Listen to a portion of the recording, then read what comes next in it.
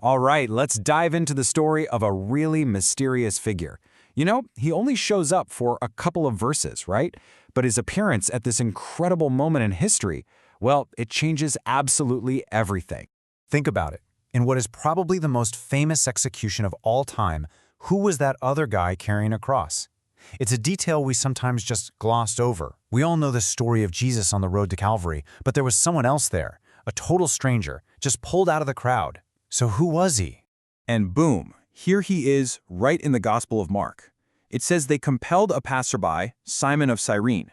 But wait, check out this super specific detail. It doesn't just name him. It says he's the father of Alexander and Rufus. Now, why would they name his sons? That right there. That is the clue that unlocks this entire story. So let's set the scene. On the path to the cross, this ordinary visitor is suddenly thrown right into the very center of it all. Okay, so let's piece this together, kind of like a detective. Fact 1, he's from Cyrene. That's a Greek city over in what we now call Libya. Fact 2, he was coming from the country, which tells us he wasn't part of that Jerusalem mob, he was just a visitor. And that word compelled, that's huge. Roman soldiers literally forced him to do this. He had no choice. But the biggest clue, the reason his kids are named is because the people reading this gospel, the early church, they knew his family personally. But to really get who Simon was, we have to look at where he came from. And trust me, it's so much more than just a name on a map. You see, Cyrene wasn't some backwater town. No way. It was a major, bustling Greek city in North Africa. And here's the crucial part. It had a huge, well-established Jewish community. We're talking one of the most important centers of Jewish life outside of Judea itself. And these guys were connected to Jerusalem. I mean, look at this. The book of Acts tells us that people from Cyrene were there for Pentecost. They even had their own synagogue in the city. And get this, men from Cyrene were some of the very first to preach the gospel to non-Jews.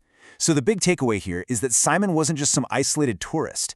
He was part of a dynamic, important community of African Jews who were deeply invested in what was happening in Jerusalem. Okay, so this is where the story goes from being just an interesting historical detail to something way bigger.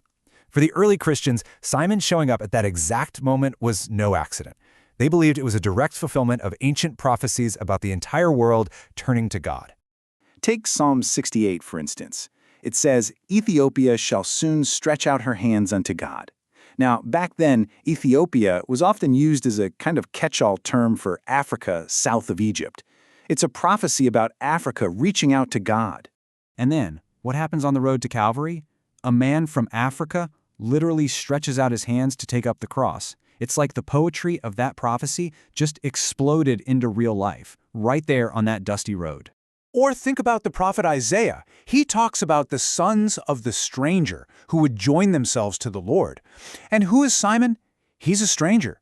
He's from outside Judea. He's not one of the 12, but he becomes the very first non-disciple to physically take part in the suffering of Christ. And the story doesn't end there. Not even close. That one moment on the road had this incredible ripple effect that changed Simon's family, and through them, it actually helped shape the entire early church. Okay, remember how Mark made a point to name Simon's son Rufus? Well, fast forward a few decades. The Apostle Paul is writing a letter to the church in Rome. And who does he greet? A man named Rufus, calling him chosen in the Lord. And not just him. Paul also greets Rufus's mother, saying she's been like a mother to him too. The connection is it's right there. The family of the man who carried the cross didn't just disappear. They became beloved leaders in the church at the very heart of the Roman Empire. So let's just trace this out. It all starts with one African man forced to carry a cross in Jerusalem. That act leads to his family becoming a pillar of the church in Rome. And at the same time, people from his hometown, Cyrene, are the ones breaking new ground, taking the message to the non-Jewish world. I mean, what an incredible journey. So you can see why the great thinkers of the early church looked at Simon and saw something more than just a guy who was in the wrong place at the wrong time. For them, he was a symbol, a living sign of this huge cosmic shift that was happening. Listen to what Origen of Alexandria, a brilliant theologian who was himself from North Africa, had to say about it. He said Simon represents all the nations of the world who would take up the cross.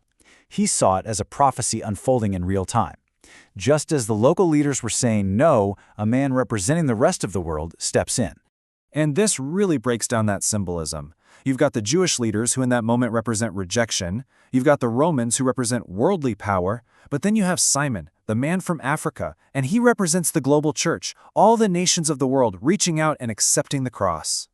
And here is the most mind-blowing irony of it all. Jesus famously told his disciples, "Take up your cross and follow me." But think about it. Who was the first person to literally, physically do that? It wasn't one of his followers. It was a stranger, forced against his will, who ended up fulfilling that command before it even became a cornerstone of Christian teaching.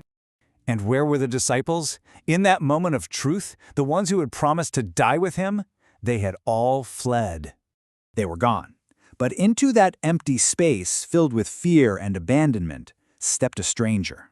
A man from Africa walking behind Christ, carrying the load when his closest friends could not. So you have to wonder, was that the moment?